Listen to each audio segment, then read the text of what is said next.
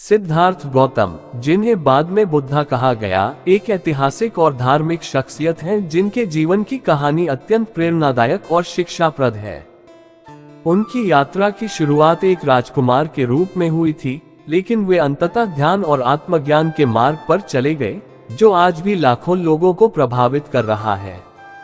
उनकी कहानी की शुरुआत उनके जन्म से होती है।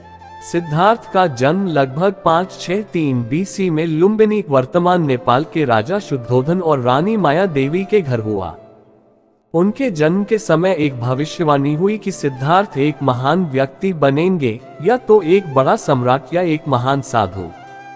राजा शुद्धोधन ने सिद्धार्थ को एक सम्राट के रूप में देखना चाहा, इसलिए उन्होंने उन्हें सभी दुख और संघर्षों से दूर रखा। सिद्धार्थ की शिक्षा और पालन पोषण राजसी ऐश्वर्य में हुआ और उन्हें जीवन के दुखों से पूरी तरह दूर रखा गया। लेकिन एक दिन जब सिद्धार्थ युवा थे, उन्होंने पहली बार बाहर की दुनिया देखी। इस यात्रा में उन्होंने वृद्ध, बीमार और मृत व्यक्ति देखे। ये दृश्य उनके लिए एक बड़ी हकीकत थी, जिसने उनके मन में जीवन के दुख और अस्थिरता को लेकर गहरे सवाल उठाए।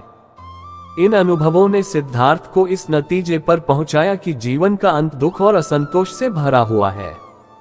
उन्होंने अपनी ऐशो आराम की जिंदगी छोड़ने का निर्णय लिया और त्याग की राह पर चलने लगे। वे घर छोड़कर एक साधु के रूप में जीवन बिताने लगे और आत्मज्ञान प्राप्त करने की खोज में निकल पड़े। सिद्धार्थ ने वर्षों तक कठोर तपस्या और ध्यान किया, लेकिन वे संतुष्ट नहीं हुए। अंततः उन्होंने महसूस किया कि आत्मज्ञान के लिए कठोर तपस्या की बजाय एक मध्यम मार्ग अपनाना अधिक उचित है। उन्होंने खुद को एक पीपल के पेड़ के नीचे बैठा और ध्यान में लीन हो गए। तपस्या के बाद एक लंबी अवधि की ध्यान की स्थिति में सिद्धार्थ ने बुद्धत्व प्राप्त किया। उन्होंने वास्तविकता और अस्तित्व की प्रकृति को समझा और 4 आर्य सत्य और 8 फोल्ड मार्ग की अवधारणाओं को समझाया। ये शिक्षाएं जीवन के दुखों से मुक्ति और सच्चे सुख की प्राप्ति की दिशा में मार्गदर्शन करती हैं। सिद्धार्थ अब बुद्ध ज्ञान प्राप्त व्यक्ति के रूप में प्रसिद्ध हुए। उन्होंने अपना जीवन दूसरों को दुखों से मुक्त करने और सही मार्ग पर चलने का पाठ पढ़ाने में बिताया।